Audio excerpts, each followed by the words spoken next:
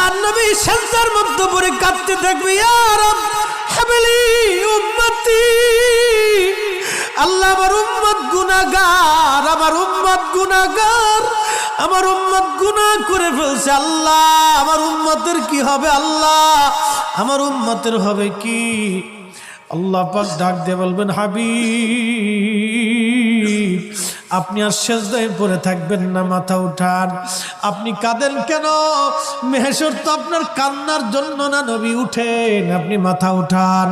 আপনার জন্য আরশে মুআল্লার ডানে একটা কুরসি পেতে রাখছি, একটা চেয়ার পেতে রাখছি, একটা আসন রাখছি। আপনি নবী সেই আসনে বসবেন। আপনি মাথা উঠান, আপনি আমার হাবিব, আপনি আমার বন্ধু, আপনি আর কাঁদবেন না। হুজুর আপনি মাথা উঠান। আল্লাহর নবী তখন বলবে, ইয়া রব হাবলি উম্মতি, আল্লাহ আমার উম্মত গুনাহ করছে। আল্লাহ ডাক দিবে, হাবিব আপনি মাথা উঠান।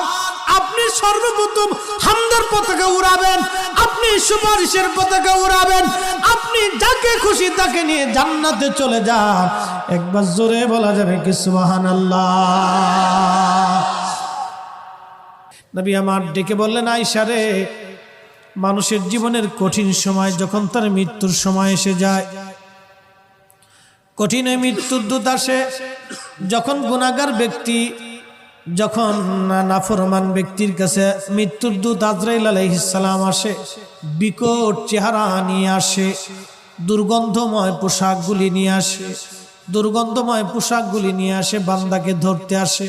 তখন এই আত্মাটা, রুহুটা মাথার দিকে একবার দৌড়ায় যায়, হাতের কোনার দিকে দৌড়ায় আসে, পায়ের তলার দিকে দৌড়ায় যায়, সারা শরীরের ভিতরে ছটফট করতে থাকে। তখন এই মৃত্যুর যন্ত্রণা বাড়তে থাকে, এত কঠিন যন্ত্রণা তার হয়। নবী বলেন, আয়েশা রে শোনো, একটা উট জ্যান্ত হালতে জবাই না দিয়ে উটের চামড়া ছিলাইলে যেই রকম কষ্ট হয়, আয়েশা রে এই উটটাকে জিন্দা হালতে 100 বার যদি উটের চামড়া তুমি সেলাও, যে পরিমাণ কষ্ট হবে আয়েশা, একজন বেঈমানের মৃত্যুটা এরকম ভয়াবহ কষ্ট হতে থাকবে। আয়েশা রে তুমি কি জানো ইমানদারের মরণটা কেমন হবে? ইমানদারের মরণটা আজরাইল আসবে, সুন্দর পোশাক নিয়ে, সুন্দর সুরত নিয়ে এসে বলবে, ইয়া আইয়্যুতুহান নাফসুল মুতমাইন্না তুরজিই ইলা রাব্বিকি রাদিয়াতাম মারদিয়া ফাদখুলি ফি ইবাদি ওয়াদখুলি জান্নাতি।